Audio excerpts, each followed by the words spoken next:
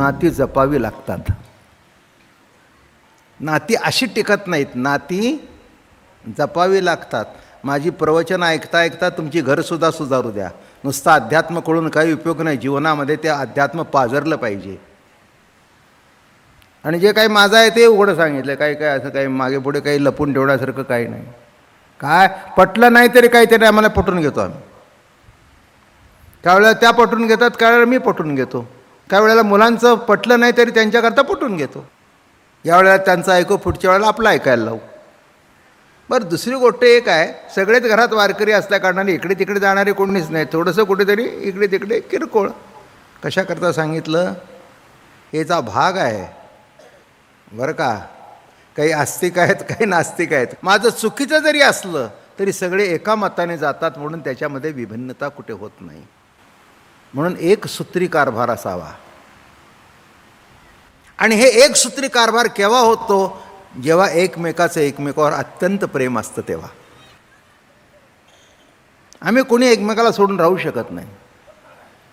कुठे राहिलो तर आमचे प्रत्येक माणसाला माझा दिवसातून 2-2, 3-3 फोन असतात. माझी मुलगी असू दे, माझे जावई असू दे, नात जावई असू दे, माझी सून असू दे, त्यांचे मला फोन, माझे त्यांना फोन झाल्याशिवाय अहो कुठेतरी नातं. काय मुलाशी बोलला होता का? दिवाळीच्या टायमाला विश केलं होतं. बरं झालं तेवढं तरी विश केलंच, नाही तर तिरडी बांधून उचलायला गेला असतंस. काय काही जरी असले तरी शेवटी देवाला मानणारे आहेत. सगळे जरी घरातले निरनिराळे असले तरी वारकरी संप्रदायाला मानणारे आहेत, पांडुरंगाला मानणारे आहेत, वारी करणारे आहेत. ज्ञानोबा तुकोबावर जेवढी माझी निष्ठा आहे तेवढीच त्यांची निष्ठा आहे, म्हणून टिकलं. एक धरीला म्हणून वेदाबद्दल बोलतायत.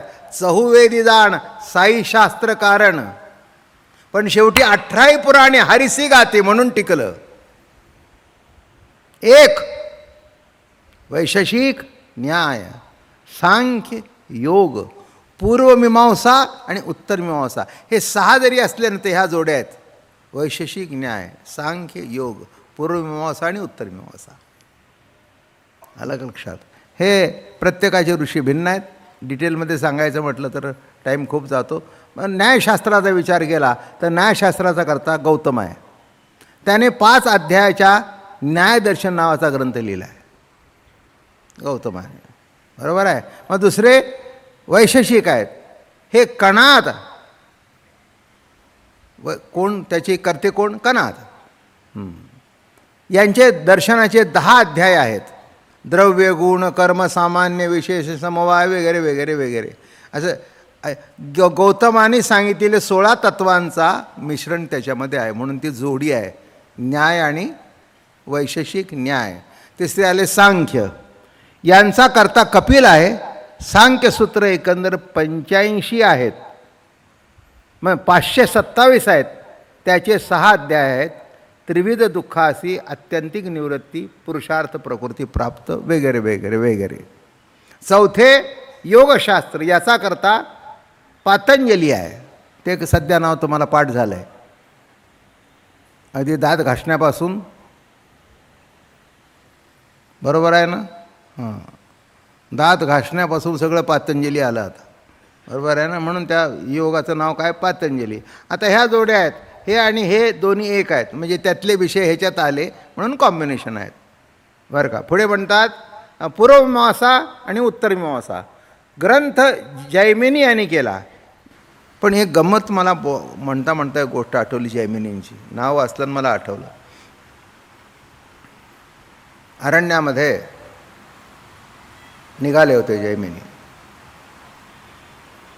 महान ऋषी. आता ह्याचे पूर्वमीमांसाचे कर्तेच आहेत. ते वेदांत शास्त्राचा अभ्यास एकदम पुढे आला, वेदांतच आला आहे त्याच्यात.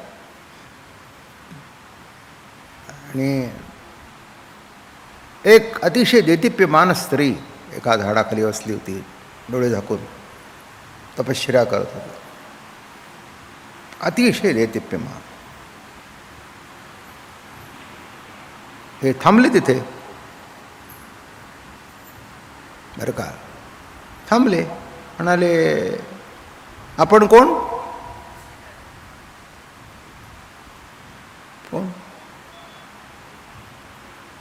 ओळखत नाहीस का? ज्या ब्रह्मविद्येच्या मागे तुम्ही आहात लागलेला आहात ती ब्रह्मविद्या मी आहे. अरे बापा, चढणावर डोकं ठेवलं. जितकं जास्ती कराल नाही तितका संशय जास्ती वाढेल. म्हणून सर्व वाराला एक देव ठेवा, प्रत्येक वाराचा एक ठेवू नका.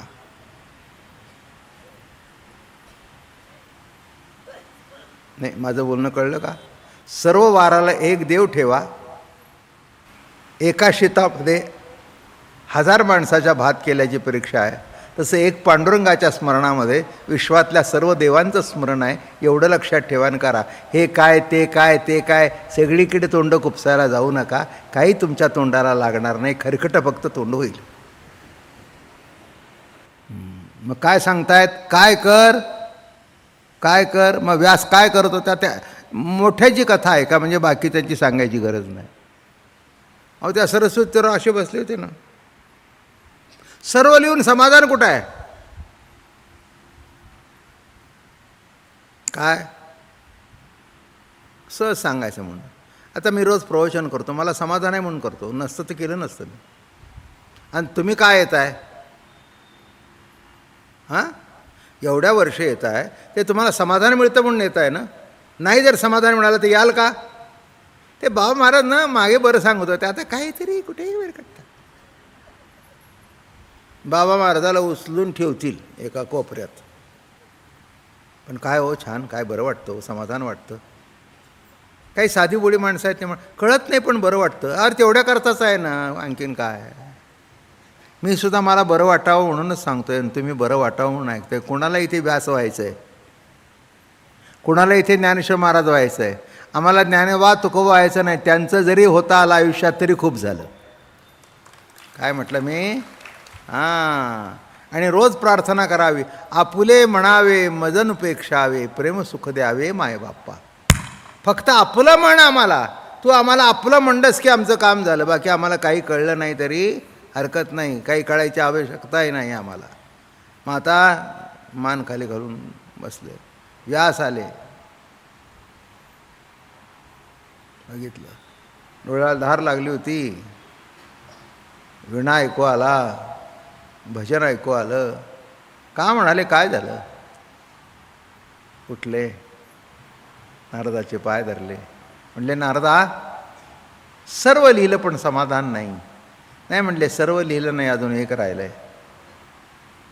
ते म्हणले, एवढं लिहून राहिलं? हां, भगवंताचे सगुण लीला वर्णन करा, भगवंताच्या नामाचा महिमा सांगा, संत चरित्र सांगा. आणि त्याच्यानंतर व्यासाने मदभागवत ग्रंथ लिहिला. मग त्याच्यामध्ये अनेक संत चरित्र, ध्रुव बाळाचं चरित्र आहे, सुदामाचं चरित्र आहे. आलं का लक्षात? ही सगळी संतांची चरित्र आहेत. दशमस्कंदामध्ये कृष्ण चरित्र आहे. ही सगळी चरित्र ऐकून जरी तुम्हाला वेदांत कळला नाही, शास्त्र कळला नाही, तर त्या चरित्रातला जेव्हा गोडवा कळतो तेव्हा आपल्या अंतःकरणामध्ये गोष्टीच्या माध्यमातून माणसं चटकन परमार्थाकडे वळतात. म्हणून ज्ञानोबारायाने म्हटलं आहे, महाभारती नाही ते नोहेच लोकी तिनी, या कारणे म्हणेपे पाही व्यास उचिष्ट जगत रहे. म्हणे प्रश्न आहे की आम्ही तुझ्या मागे लागलो आहे आणि तू इथे तपश्चर्या कोणाची करतेस? म्हणजे इतके दिवस आमचं केलं ते फुकट गेलं का? माझं बोलणं कळलं का? तुम्हाला मी म्हणायचं पांडुरंगाकडे आणि मी म्हसोबाला जायचं, तर तुम्ही म्हणाल मग आम्हाला म्हसोबाकडे का घेऊन जात नाही, पांडुरंगाकडे का नेता? प्रश्न आलाच ना. तसं ब्रह्मविद्येच्या मागे आम्ही आहोत आणि ही ब्रह्मविद्या डोळे झाकून कोणाचं ध्यान करते? चरणावर मस्तक ठेवलं. म्हणे, माते सांगते म्हणे तुला खरं, मी कृष्णप्रभूचं ध्यान करते, कृष्णाचं नामस्मरण करते. म्हणजे कुठे आलं शेवटी गाडं? नामावर आलं. मी जरी असले ब्रह्मविद्या, तर ब्रह्मविद्या ज्याच्याकडे जाते त्याला अहंकार झाल्याशिवाय राहत नाही. आणि तो अहंकार प्रभूच्या नामस्मरणाने कमी होतो. कळलं का? कळलं का? नीट लक्षात घ्या. हां, म्हणून सर्व साधनामध्ये सकळी का साधना वरिष्ठ हे नाम मा मनी भाव न धरी दुजारे रे. नारायण नाम नारायण नाम नारायण नाम झणत्कारे रे.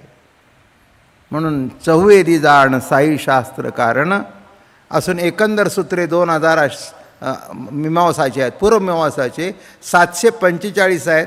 या शास्त्राचा सर्वस्वी वेद विहित कर्मावरच आहे. हे साक्षात ईश्वर मानित नाहीत, मंत्रमयी देवता मानतात. काय मानतात? साक्षात ईश्वर मानत नाहीत, पण मंत्रमयी देवता मानतात. पण शेवटी या सर्वांनी काय केलं? कुठे आले? प्रभूच्या नामाजवळच आले. माझं म्हणणं कळलं का? सांगताना विषय मांडताना निराळा मांडला, पण शेवटी कुठे आले? मी म्हणतो असं नव्हे, चहुवेदी जाण साई शास्त्र कारण आणि 18ही पुराणे शेवटी महत्त्वाचा भाग आला. मी जास्ती काय त्याच्यात खोलवर शिरत नाही. हे शास्त्र वगैरे सगळं आता तुम्हाला मागच्या टायमाला भरपूर सांगितलं आहे मी सगळं. मग पुढे काय आलं? पुराण आली. मग पुराण किती? 18. पद्मपुराण. पुराणाचे हेतू गूढ वेदार्थ प्रगट करून लोकांना परमपुण्य अशा देवभक्तीस लावावे. केवळ सर्व प्रगती. मग कोटचे पुराण? ब्रह्म, पद्म, विष्णू, वायू, भागवत, भविष्य, नारद, मार्कंडे, अग्नी, ब्रह्मवैवर्त, लिंग, वराह, स्कंद, वामन, कूर्म, मत्स्य, गरुड, ब्रह्मांड. सर्व पुराणांची श्लोकाची संख्या 4 लक्ष आहे. पण प्रत्येक पुराणातील विषय विचार केला तर एक मोठा ग्रंथ लिहावा. आपण जर अनेक सगळे ग्रंथ जर बघितले तर मोठं अवघड जाईल. हे फक्त मी तुम्हाला सांगितलं, माहिती असावं. म्हणजे 18 पुराण आपण म्हणतो, पण 18 पुराण आता हे तुम्ही केव्हा वाचायचे? नावंसुद्धा पाठ होणं अवघड आहे. त्याच्याकरता मी पुस्तक आणलं बरोबर, की ही एवढी नावं आपल्याला पाठ नाहीत. आपल्याला सगळे एका ग्रंथात मिळतं, ज्ञानेश्वरीत. ज्ञानेश्वरी आहे तीच पुरून उरलेली आहे.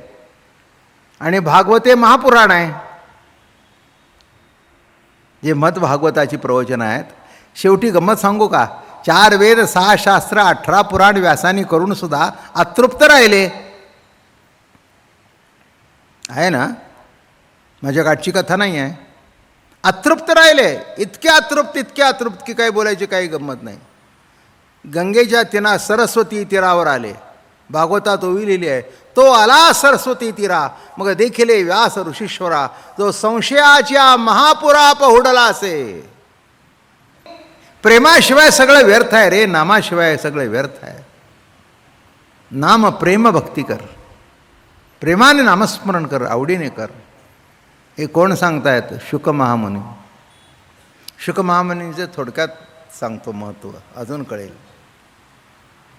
जेव्हा राजा परीक्षितीला भागवत सांगायची पाळी आली तेव्हा ते आले. तिथे आल्याबरोबर ते मृत्यूचं तुम्हाला माहिती आहे, शाप दिला, ते 7 दिवसात जाईल वगैरे वगैरे. आणि मग हे आले. आल्याबरोबर त्या सभेमध्ये सगळे ऋषी होते. पराशर होते, शुक होते, यांचे आजोबा वडील तेही होते. व्यास होते, तिथे हजर होते. आणि व्यास पराशर असे उठून उभे राहिले हात जोडून. कोणाला? त्या बाळाला बघून. त्यांना पाणी द्या. आणि व्यास हे महान जरी होते तरी शेवटी कृष्ण कथा आणि कृष्ण नामस्मरणामध्ये शेवट झाला. तसेच पळत सुटले. शेवटी अरे शुका, अरे शुका, अरे शुका, अरे शुका, अरे शुका. ते पुढे हे मागे, ते पुढे हे मागे. अरे जरा थांब तरी, आलास तसाच पळत सुटलास. जरा तुझ्या गालावर नात फिरू दे, जरा मुका घेऊ दे. तुझी आई तिथे वाट पाहते. नाही, मला बघायचं नाही, या संसारात अडकायचं नाही. बरं म्हणले, कुठे जातोस? मी सांगतो, जनकाकडे जा, सुधारणा तिथे होईल. मग म्हणले, एक कर, असं जाऊ नाही देवापुढे, राजापुढे, जरा लंगोटी लाव. मग तिथे एक चिंदूक पडली होती, ती लावली, ती झाली लंगोटी. आणि जाताना रिक्त असताना जाऊ नये, तिथे राखेचा डेपसा पडला होता, तो उचलला आणि तो घेतला.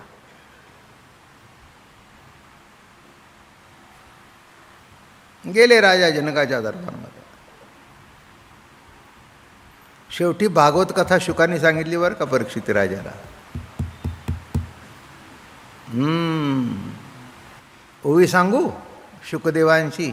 प्रेमेविण श्रुतिस्मृती ज्ञान, प्रेमेविण ध्यान पूजन, प्रेमेविण श्रवण कीर्तन, उर्था जाण नृपनाथा. सर्व जगत हे व्यासाचं उच्चिष्ट आहे. बरोबर आहे ना? होय. पण गंमत माहिती आहे का, व्यासाचं आणि शुकाचं जमलं नाही. काय या गमतीच आहेत सगळ्या. 12 वर्ष आईच्या पोटात राहिले. शेवटी कापत कापत बाहेर आले, नागवेची पळवणी गेले.